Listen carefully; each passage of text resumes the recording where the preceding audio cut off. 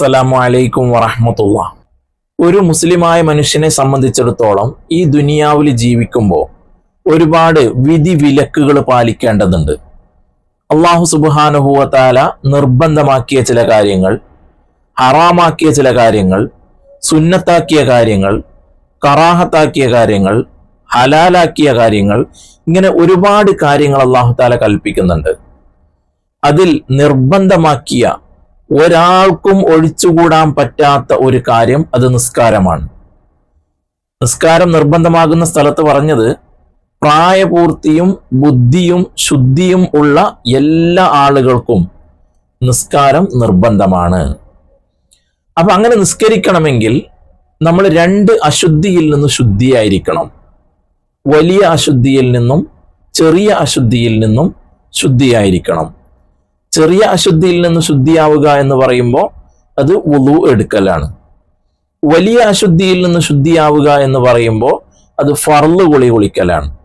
ഹൈളുകാരി അല്ലെങ്കിൽ നിഫാസുകാരി അല്ലെങ്കിൽ കുളി നിർബന്ധമായിട്ടുള്ള ജനാബത്തുകാരൻ അവരൊക്കെ ഫർള് കുളി കുളിക്കുക, അതാണ് വലിയ അശുദ്ധിയിൽ നിന്ന് ശുദ്ധിയാവുക എന്നുള്ളത് കൊണ്ട് ഉദ്ദേശിക്കുന്നത്. അപ്പൊ ഇന്ന് നമ്മൾ ഇവിടെ നോക്കാൻ പോകുന്നത് ചെറിയ അശുദ്ധിയിൽ നിന്നും ശുദ്ധിയാകുന്ന വുളുവിനെ സംബന്ധിച്ചാണ്. വുളുവിനെ സംബന്ധിച്ച് പറയുമ്പോൾ വുളുവിനിക്കും ഫർളുകളും ഷർത്തുകളും സുന്നത്തുകളുമുണ്ട്.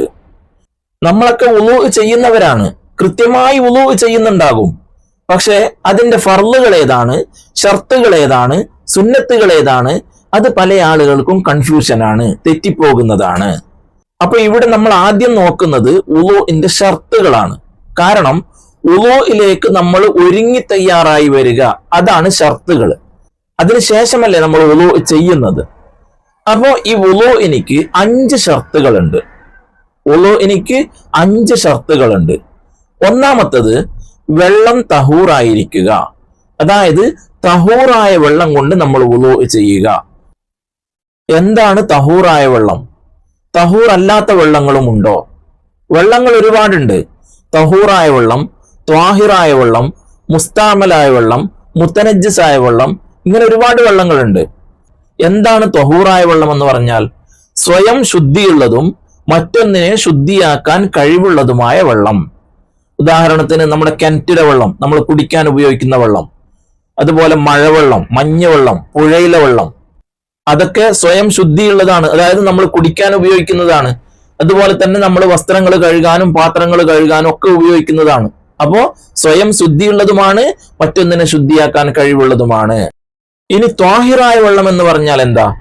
സ്വയം ശുദ്ധിയുള്ളതാണ്, പക്ഷേ മറ്റൊന്നിനെ ശുദ്ധിയാക്കാൻ അതിന് കഴിയില്ല. ഉദാഹരണത്തിന് ചായ, അല്ലെങ്കിൽ കഞ്ഞിവെള്ളം, അല്ലെങ്കിൽ കരിക്കിന്റെ വെള്ളം, ഇതൊക്കെ ശുദ്ധിയുള്ളതല്ലേ, നമ്മൾ കുടിക്കുന്നതല്ലേ, പക്ഷെ അതുകൊണ്ട് നമുക്ക് വസ്ത്രം കഴുകാൻ പറ്റുമോ? പറ്റൂല. അപ്പോ സ്വയം ശുദ്ധിയുള്ളതാണ്, മറ്റൊന്നിനെ ശുദ്ധിയാക്കാൻ കഴിവില്ലാത്തതാണ്, അതുകൊണ്ട് നമുക്ക് വുളു ചെയ്യാൻ കഴിയില്ല. അതുപോലെ തന്നെ മുസ്താമലായ വെള്ളം. മുസ്താമൽ എന്ന് പറഞ്ഞാൽ നമ്മൾ ഒരു പ്രാവശ്യം വുളു ചെയ്യാൻ ഉപയോഗിച്ച വെള്ളം. ഉദാഹരണത്തിന് നമ്മളൊരു പൈപ്പിൽ നിന്നും വുളു ചെയ്യുമ്പോൾ അതിന്റെ താഴെ ഒരു ബക്കറ്റ് വെച്ചിട്ട് നമ്മൾ വുളു ചെയ്യുകയാണ്. അപ്പൊ ഈ വുളു ചെയ്യുന്ന വെള്ളം ഈ ബക്കറ്റിലേക്കാണ് വീഴുന്നത്. എന്നാൽ രണ്ടാമത് ആ ബക്കറ്റിൽ നിന്ന് എടുത്തിട്ട് നമുക്ക് വുളു ചെയ്യാൻ കഴിയില്ല, കാരണം അത് ഫർളിൽ ഉപയോഗിച്ച മുസ്താമലായ വെള്ളമാണ്. മുത്തനജ്ജിസ് എന്ന് പറഞ്ഞാൽ നമുക്ക് ഏതായാലും അറിയാം, നജസ് കലർന്ന വെള്ളം, അത് ഏതായാലും നമുക്ക് പറ്റൂല. അപ്പോ നമുക്ക് ഇവിടെ വുളു ചെയ്യാൻ ത്വഹൂറായ വെള്ളം തന്നെ വേണം. അപ്പോ വുളുഇന്റെ ഒന്നാമത്തെ ഷർത്ത് വെള്ളം തഹൂറായിരിക്കണം. രണ്ടാമത്തത് കഴുകപ്പെടുന്ന അവയവങ്ങളിൽ വെള്ളം ഒലിപ്പിക്കുക. ഏതാണ് ഈ കഴുകപ്പെടുന്ന അവയവം?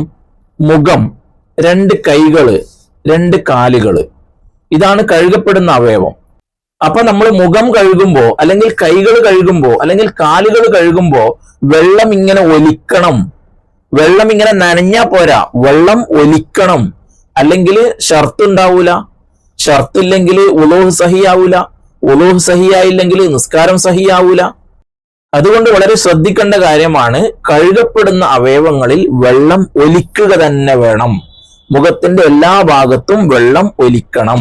അതുപോലെ തന്നെ കൈയിന്റെയും കാലിന്റെയും എല്ലാ ഭാഗത്തും വെള്ളം ഒലിപ്പിക്കണം. മൂന്നാമത്തത് കഴുകപ്പെടുന്ന അവയവങ്ങളിൽ വെള്ളത്തിനെ പകർച്ചയാക്കുന്ന വല്ലതും ഇല്ലാതിരിക്കുക. ഉദാഹരണത്തിന് മഷി, അല്ലെങ്കിൽ ഏതെങ്കിലും തരത്തിലുള്ള കളറുകൾ, ഇതൊന്നും നമ്മൾ കഴുകപ്പെടുന്ന അവയവങ്ങളിൽ ഇല്ലാതിരിക്കണം. അതുപോലെ തന്നെ നാലാമത്തത്, കഴുകപ്പെടുന്ന അവയവങ്ങളിൽ വെള്ളം ചേരുന്നതിനെ തടയുന്ന വല്ല വസ്തുവും ഇല്ലാതിരിക്കണം. ഉദാഹരണത്തിന് പൈന്റ്, ഇല്ലെങ്കിൽ ഡാമർ, അല്ലെങ്കിൽ ഏതെങ്കിലും തരത്തിലുള്ള ഓയിലുകൾ, എണ്ണകൾ, അല്ലെങ്കിൽ ഏതെങ്കിലും തരത്തിലുള്ള പശകൾ. ഇത് പറയുമ്പോൾ വയറിങ്, പ്ലംബിങ്ങിന്റെ ഒക്കെ പണിയെടുക്കുന്ന ആളുകൾ വളരെ ശ്രദ്ധിക്കേണ്ടതുണ്ട്. അവര് പൈപ്പിന് ഉപയോഗിക്കുന്ന ആ ഗമ്മ്, ആ പശ, അതൊക്കെ കയ്യിൽ ഒട്ടിക്കഴിഞ്ഞാൽ അത് ഇളകിപ്പോകാൻ വലിയ പാടാണ്.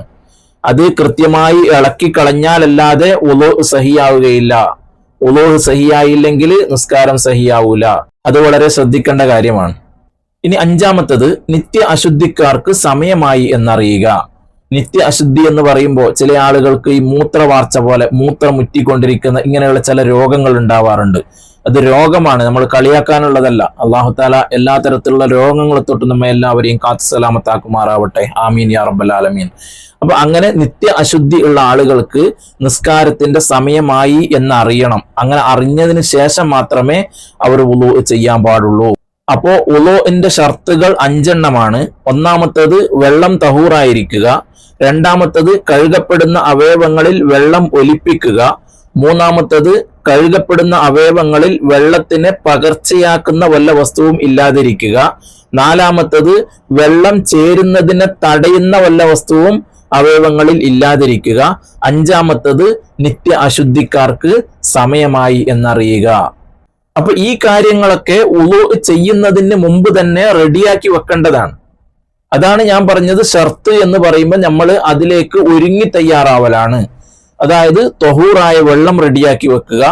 അതുപോലെ നമ്മുടെ അവയവങ്ങൾ നോക്കുക, വെള്ളത്തിനെ പകർച്ചയാക്കുന്ന വല്ല കാര്യങ്ങളും ഉണ്ടോ, വെള്ളത്തിനെ തടയുന്ന വല്ല കാര്യങ്ങളും ഉണ്ടോ എന്നിങ്ങനെ നോക്കിയിട്ട് വല്ലതും ഉണ്ടെങ്കിലൊക്കെ കളയുക. അതുപോലെ തന്നെ പൈന്റോ ഡാമറോ എണ്ണകളോ എന്തെങ്കിലും ഉണ്ടെങ്കിൽ നല്ലപോലെ സോപ്പൊക്കെ ഇട്ടിട്ട് കഴുകി റെഡിയാക്കുക. അതുപോലെ ഞാൻ നേരത്തെ പറഞ്ഞ പശകളോ വല്ലതോ പറ്റിയിട്ടുണ്ടെങ്കിൽ ഒക്കെ റെഡിയാക്കിയതിന് ശേഷം നമ്മൾ വുളൂ ചെയ്യുക. ഇനി അടുത്തത് വരുന്നത് വുളൂഇന്റെ ഫർളുകളാണ്. ഇൻഷാ അല്ലാഹ് അത് നമുക്ക് അടുത്ത വീഡിയോയിൽ പറയാം. അല്ലാഹു സുബ്ഹാനഹു വ തആല നമ്മെ എല്ലാവരെയും നന്നാക്കി തരുമാറാവട്ടെ. അള്ളാഹുവിന്റെ വിധി വിലക്കുകൾ യഥാക്രമം പാലിച്ചുകൊണ്ട് ജീവിക്കുന്ന മുത്തഖീങ്ങളിൽ അല്ലാഹു തആല നമ്മെ എല്ലാവരെയും ഉൾപ്പെടുത്തി തരുമാറാവട്ടെ. ഈമാനോടുകൂടി ജീവിച്ച് ഈമാനോടുകൂടി മരിക്കുന്നവരുടെ കൂട്ടത്തിൽ അല്ലാഹു തആല നമ്മെ എല്ലാവരെയും ഉൾപ്പെടുത്തി തരുമാറാവട്ടെ. നമ്മുടെ എല്ലാ വിഷമങ്ങളും പ്രയാസങ്ങളും ബുദ്ധിമുട്ടുകളൊക്കെ അല്ലാഹു തആല നീക്കി തരട്ടെ. കടങ്ങൾ വീട്ടാനുള്ള വഴി അല്ലാഹു തആല തുറന്നു തരുമാറാവട്ടെ. ആമീൻ യാ റബ്ബൽ ആലമീൻ. അസ്സലാമു അലൈക്കും വറഹ്മത്തുള്ളാഹി.